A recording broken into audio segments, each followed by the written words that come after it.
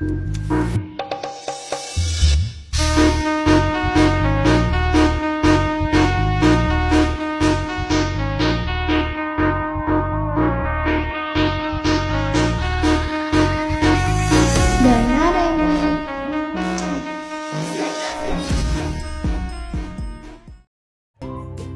kami akan menjelaskan tentang model-model pembelajaran kurikulum yang dibagi menjadi 5. Yang pertama model demonstrasi, yang kedua model Beckham, yang ketiga model Walker, yang keempat model Skillback, yang kelima model Olivia.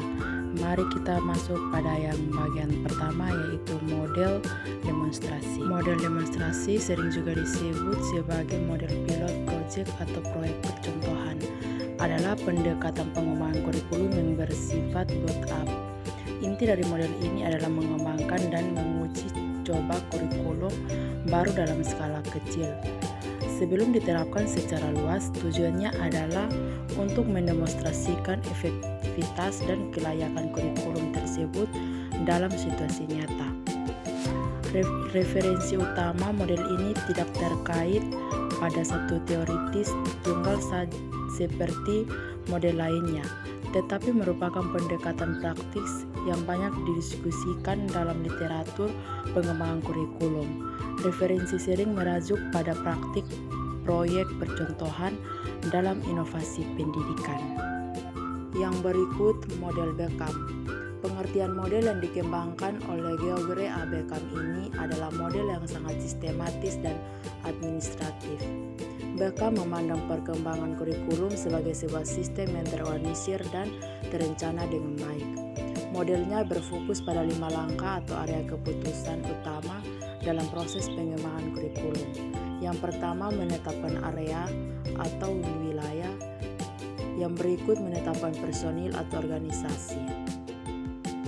Berikut, menetapkan prosedur atau organisasi, implementasi kurikulum, dan evaluasi kurikulum. 3. Model Walker. Pengertian model dikembangkan oleh Declan Walker ini berbeda dari model rasional atau Tyler dan Olivia yang bersifat preskriptif atau memberikan apa yang seharusnya dilakukan. Model Walker bersifat dekritif atau naturalistik. Artinya model ini menjelaskan apa yang harusnya dilakukan oleh para pengembangan kurikulum di lapangan. Walker mengamati bahwa proses pengembangan kurikulum di dunia nyata tidaklah linear atau rapi, melainkan lebih dinamis, politis, dan melibatkan banyak diskusi. Ia mendefinisikan 3 fase utama. Yang pertama, platform. Ini adalah dasar atau landasan yang dibawa oleh setiap pengembangan kurikulum. Isinya mencakup keyakinan, nilai-nilai, teori, pengetahuan, dan tujuan mereka tentang pendidikan. Yang ketiga, deliberasi atau musyawarah. Ini adalah inti dari model Walker. Pada fase ini, para pengembangan kurikulum berdebat, berdiskusi, berargumen, mempertimbangkan berbagai alternatif, dan mencoba mencapai konsensus mengenai apa yang akan dimasukkan dalam kurikulum. Yang ketiga, desain atau perancangan. Setelah melalui proses deliberasi, keputusan-keputusan spesifik dibuat untuk merancang materi kurikulum, struktur, dan pengalaman belajar. Yang keempat adalah model Skillback. Pengertian model yang dikembangkan oleh Malcolm Skillback ini dikenal sebagai model pengembangan kurikulum berbasis sekolah.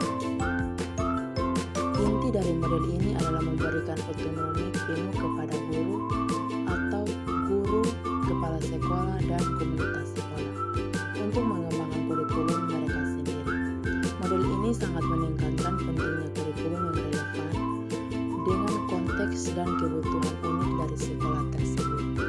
Prosesnya sangat fleksibel, namun Skillback menyerangkan 5 langkah utama. Yang pertama, analisis situasi. Ini adalah langkah krusial. Sekolah menganalisis faktor internal atau guru, siswa, sumber daya, dan faktor eksternal atau tuntutan masyarakat, orang tua, budaya lokal, kebijakan pemerintah.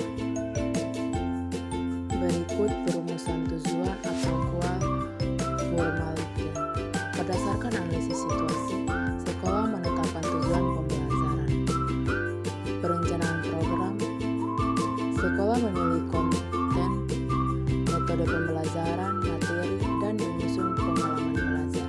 Interpretasi dan implementasi, menerapkan kurikulum di kelas, monitoring, umpan balik, penilaian, dan rekonstruksi. Proses evaluasi yang berkelanjutan untuk memperbaiki kurikulum. Model yang berikut adalah model Olivia.